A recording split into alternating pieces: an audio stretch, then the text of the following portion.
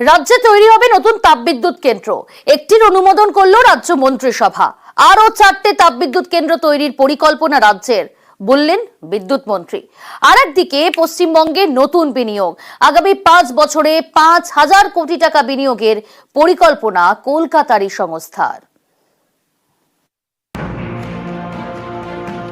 সাগরদিঘিতে তাপবিদ্যুৎ কেন্দ্রের কাজ শেষ পর্যায়ে। এরই মধ্যে রাজ্যে আরো একটি পাওয়ার প্ল্যান্ট। সোমবার বৈঠকে বসে রাজ্য মন্ত্রিসভা। সেখানেই রাজ্যে নতুন তাপবিদ্যুৎ কেন্দ্র তৈরির অনুমোদন দেওয়া হয়েছে। 1600 মেগাওয়াটের তাপবিদ্যুৎ কেন্দ্রটি হবে পিপিপি মডেলে।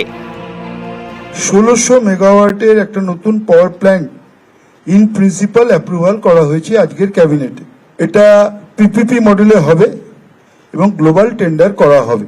আমরা আরো 4টে নতুন পাওয়ার প্ল্যান্ট করব, তার পেপার ওয়ার্কসের কাজও চলছে।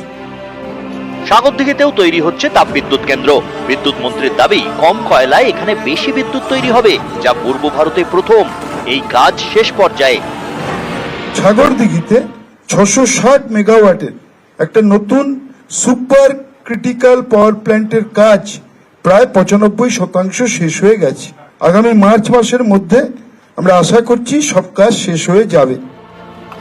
রাজ্যে তৈরি হচ্ছে পাওয়ার প্ল্যান্ট, আসছে বিনিয়োগও। উদ্যোগ নিয়েছে কলকাতার সংস্থা আহমেদ কোল কর্পোরেশন।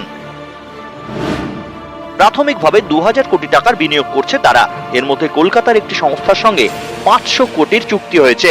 ওই সংস্থাকে 10টি বার্জ এবং 3টি ফ্লোটিং ক্রেন তৈরির বরাদ দিয়েছে। আহমেদ কোল কর্পোরেশনের দাবি, আগামী 5 বছরে পশ্চিমবঙ্গে 5000 কোটি বিনিয়োগের পরিকল্পনা রয়েছে। ড্রোন, ইথানল সহ বেশ কয়েকটি কারখানা তৈরি হবে। এর জন্য জমি চেয়ে রাজ্যের কাছে আবেদনও করেছে তারা।